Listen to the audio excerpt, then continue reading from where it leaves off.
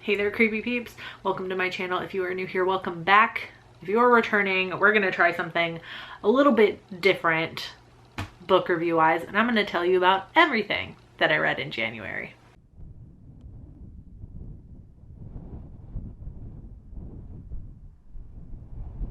Don't worry, we are still going to be talking about the Creepy Book Club pick. It's going to be the first thing I talk about, but I read so many things in January. I thought I would just talk about them all, because even if they aren't all completely horror, a lot of them are kind of horror adjacent or have horror elements to them. And I know for a fact a lot of you guys that like my reading videos read a whole lot of different things too, so you might enjoy it. If you don't, and I'm sorry, this is for my readers.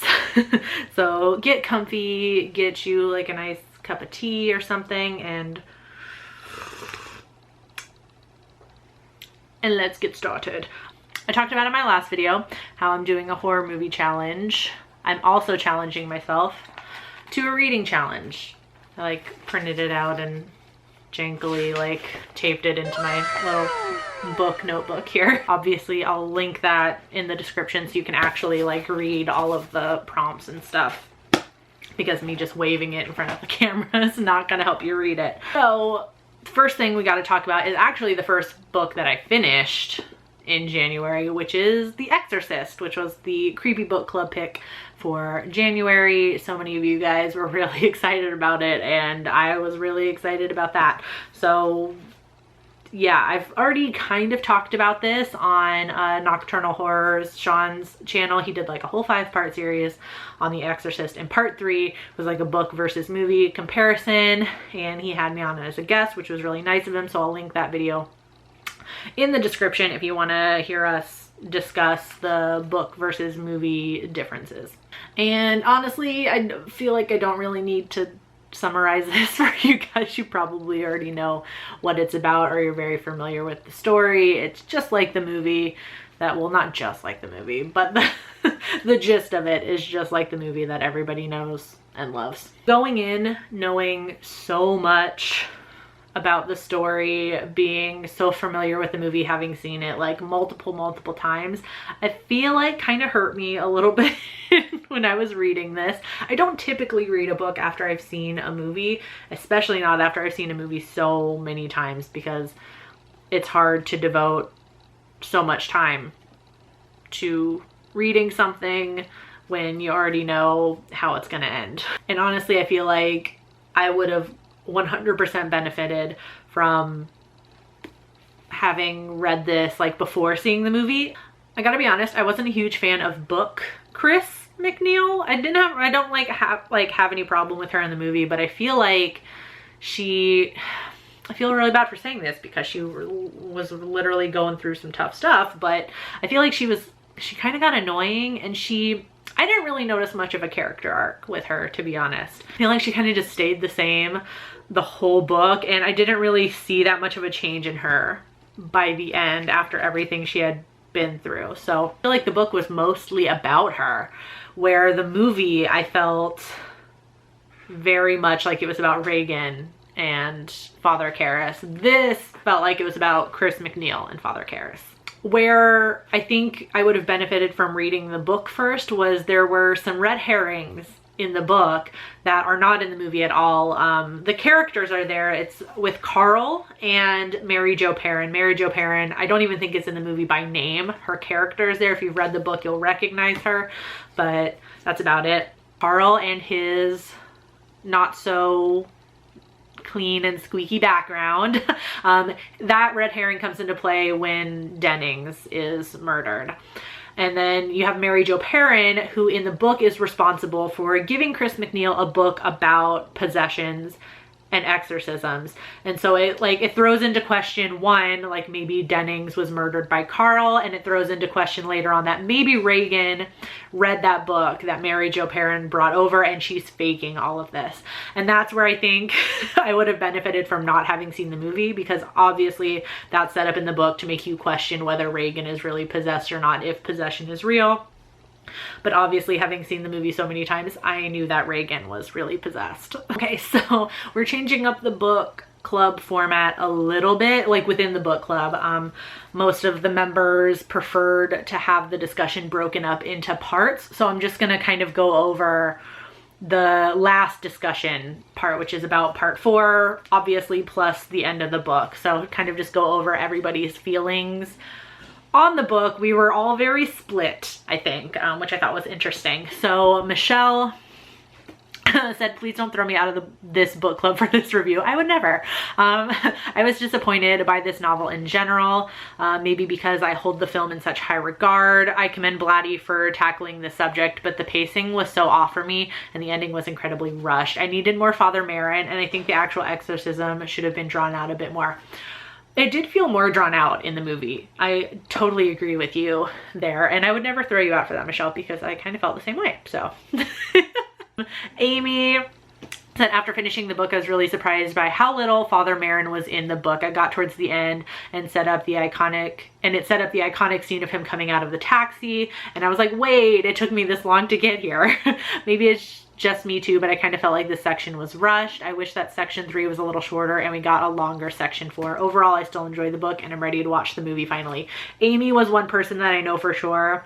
She mentioned it like in our very first discussion page that she had never actually seen the movie, and I was so excited to hear what she thought about it because she read the book first and then saw the gather Yeah, section 3 of this book, part 3 of this book, is kind of long. It's almost 100% about Father Karras trying to prove or gather proof that Reagan is really possessed, and it's all very just like technical and kind of repetitive, and it gets really boring. Yeah, in the movie it's weird because like I feel like everything in part 4 of the book was included in the movie, but I think it's maybe because they included so little of part 3 that part 4 in the movie feels a whole lot longer, when really they kind of just did everything in the book.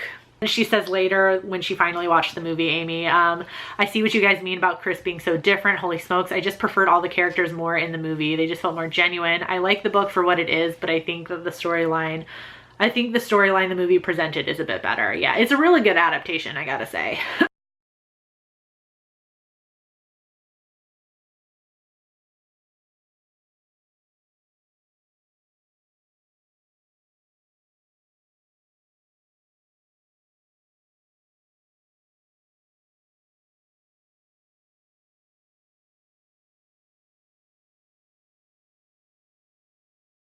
I'm gonna mispronounce your name.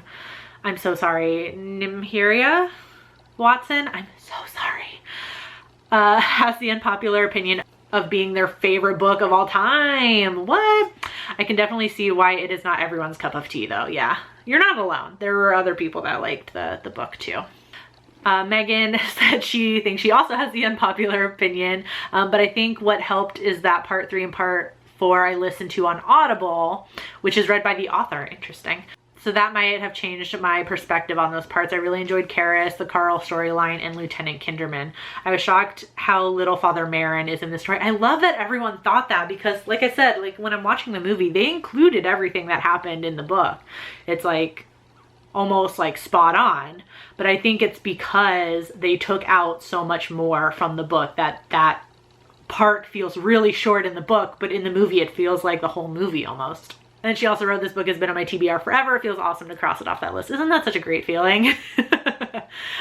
Sean, Nocturnal Horrors, who I just mentioned, wrote about his discussion that we did. Like I said, it's linked in the description if you want to watch that discussion. And you can watch all the other parts of the series too. It's really good. Melissa wrote, this was such a hard read for me, mainly because I know the story. I found the main characters boring or annoying. Don't get me wrong, there are some great parts though.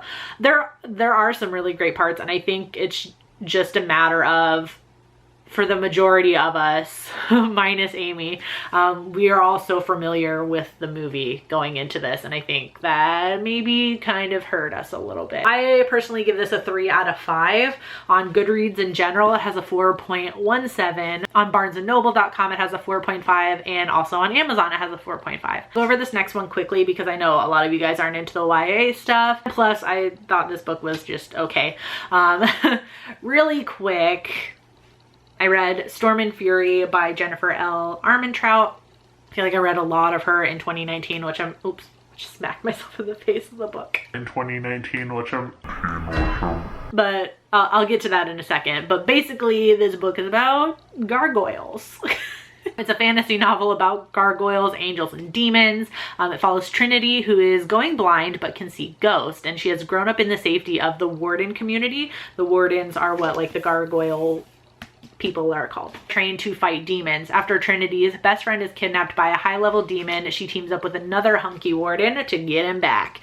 So like I said, I read a lot of Jennifer L. Armentrout in the last year. I kind of just like fell down a rabbit hole with her and just started reading a whole lot of her stuff, and I think it kind of did me a disservice reading so many of her books in quick succession, so close together. I'm not trying to hate on Jennifer here, like I've never written a book, and girl, you've written so many, like you did that. But a lot of her characters I'm noticing, because I've read a couple of different series, like I've picked out books from different series, so many of her characters just seem the same. Like it just seems like she's picking up the same character and placing them in different supernatural situations, making them look different, and that's about it. So I was kind of bored reading this because it just felt like so many of her other books. I do like the kind of like gargoyle aspect to it. I know it sounds weird that I keep saying that, but it's interesting. I like that. It's different. It's different from, you know, vampires, werewolves, all that sort of, you know, the stuff that we're used to. I'm definitely going to finish the Lux series by her because I only have like 2 left of that, and I'd rather just complete the series. And I do like that one. But I think after Lux, I'm going to give old Armentrout a rest for a little bit. Did, however, satisfy part of my reading challenge in the advanced section. I know. I had to read a book with a character with vision impairment or enhancement, which is a nod to 2020 vision. So I gave this a 2.5 technically out of 5. Goodreads, for whatever reason, does not let you do half stars. I don't know why that's not a thing. On Goodreads in general, it has a 4.21. On Barnes & Noble, it has a 4.6. And on Amazon, it has a 4.5. So clearly I'm in the minority on this one. And then I picked up The Haunting of Ashburn House. One of my coworkers told me about this. Basically, I don't know like the full-on story, and I couldn't really find it anywhere, but apparently another bookseller, I don't know if it was at Barnes & Noble specifically, kind of discovered her books a little bit. They were previously just like print on demand, kind of small publisher sort of deal. So you kind of have to know about those books to get them. But apparently another bookseller kind of like discovered her, and long story short, because I don't know like the full story and the exact details, kind of just changed her life and made her a bestseller. Got to deal with a bigger publisher, and I mean, that's just the power of like brick and mortar stores, y'all, because they are run by book lovers, both literally like the workers and the people shopping in them. So support your local bookstores, please. Anyways, this book follows Adrienne, who inherits an old mansion from a long-lost great aunt, aka my dream. The mansion is not without its ghosts, though, literally. It's a perfectly spooky, gothic ghost story, but set in like modern times, which I really love. It's a good, solid read. A little predictable at times, and Adrienne makes some dumb decisions in this book, I gotta say, but what horror character hasn't made dumb decisions? Let's be honest. It didn't blow me away, but it was good, and it makes me want to read more from Darcy Coates, 100%. I don't know if I mentioned her before. Her name, Darcy Coates.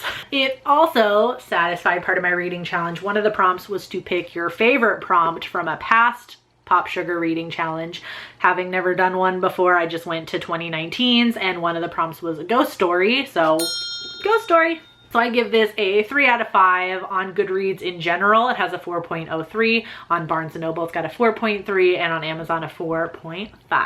Okay, so for this next one, you're gonna have to stay with me on the summary because it's really hard to describe fantasy novels for me. It's hard to describe books for me in general. So basically, in this world, magic is a coveted commodity, and there are different planes of existence, so to speak, different Londons.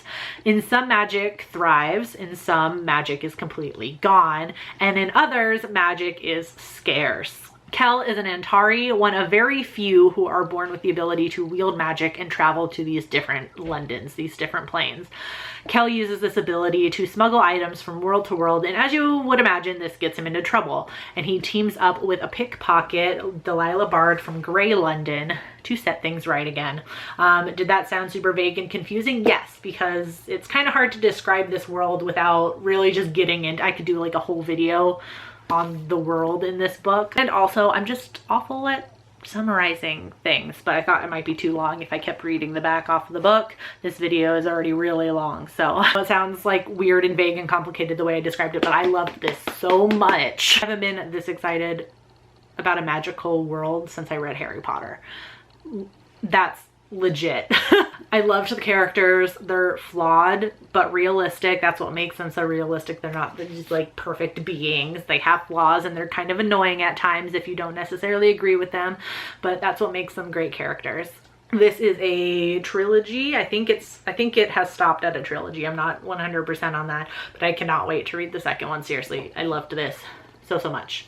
And as you would imagine, this fulfilled one of my reading challenge prompts, which was to read a book with a made-up language. In the book, magic has its own language, which I just love the idea of in general, but so it fulfilled that. So I gave this a 5 out of 5. This was a great read for me. On Goodreads in general, it has a 4.09. On Barnes & Noble, it has a 4.6, and on Amazon, a 4.4. Okay, so these next two are gonna be even harder for me to describe in a quick way without just like ruining everything and literally talking about the endings of the book, which I'm trying not to do. So basically, in Ninth House by Leigh Bardugo, there are all these secret societies, 8 to be exact, at Yale. All of these houses specialize in a certain type of magic. There is a ninth house, obviously, that is put in place to keep all these other houses in check, to make sure they don't do anything bad, and to keep the ghosts at bay, the ghosts that are drawn to these rituals. As with most Ivy League secret societies, there is corruption, conspiracy, murder, and that's basically what's going on in this book here. So Alex is a freshman and has been recruited to the ninth house, and just when she's starting to get her bearings, her mentor Darlington goes missing, and Alex has to not only find him, but uncover a potential conspiracy all on her own. That was the shittiest summary, but I promise this book was so good. Think magic and witchcraft in secret societies, but filtered through like a dark academia Tumblr blog. Like, I just love it. Just don't pay any attention to my summary, just read it. It's so good. This was my first like Leigh Bardugo book that I've actually read. I do have Six of Crows sitting up on my TBR shelf somewhere. That's a YA novel. This is her first adult fiction novel, and I loved it. So to fill the time between the next book, because I think this is supposed to be a series. I don't know how long. On Goodreads, it says Alex Stern series number 1. So this fulfilled my reading challenge to read a book. Where is it? Read a book with a map in it. And this one has a map of Yale University in the front. So I gave this a 5 out of 5 on Goodreads. In general, it has a 4.14. On Barnes & Noble, it has a solid 4, and on Amazon, it has a 4.4. Thing I read in January was The Starless Sea by Erin Morgenstern, one of my new favorite authors ever since I read her first book, The Night Circus. This is only her second book, but this one is gonna be by far the hardest one to describe. Basically, what we got here is a secret underground, like labyrinth-like place that houses stories and books of all kinds. As you would imagine, time moves differently there, and there's even more stuff hidden beneath the secret underground place. The only way to reach this place is by secret doors placed around the world, and only few people discover their doors. Our protagonist Zachary gets caught up in this place, the people that keep it, and a group of people that want to close it off from the modern world altogether and preserve it. The way I described it sounds confusing, and it kind of is, and I'll get into that in a second, but it's it's basically a book-length love letter to book lovers. It's all about stories and the sharing of these stories and the power these stories have over us, and it's all just very It's like a book lover's dream, this book. It was kind of hard to describe because there's not a whole lot of plot. Honestly, if you condense this down to just like the action of the book, it wouldn't be nearly as long as it is.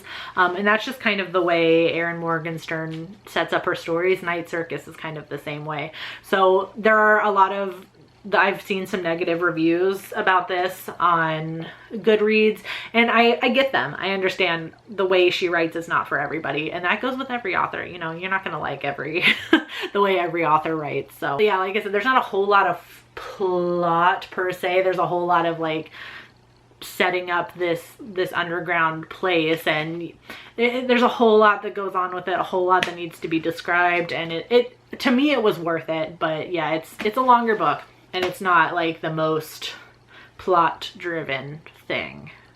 But I feel like if you know that going in, that might help you so you don't think that this is just like a really boring book that doesn't go anywhere. It does go somewhere, but it just takes a while to set it up. This one satisfied my reading challenge prompt to read a book that you meant to read in 2019. Technically, this came out in November of 2019, and I kind of started it in 2019, but obviously did not finish it, so I read over 75% of it in 2020. So I give this a 5 out of 5. I love it. The Night Circus is up on my favorite shelf here behind me. It's one of my favorite books ever. Yeah, so I loved it. On Goodreads, it has a 4.02. On Barnes & Noble, it has a 4.6. And on Amazon, it has a solid 4. This was a long ass video. If you made it to the end, thank you.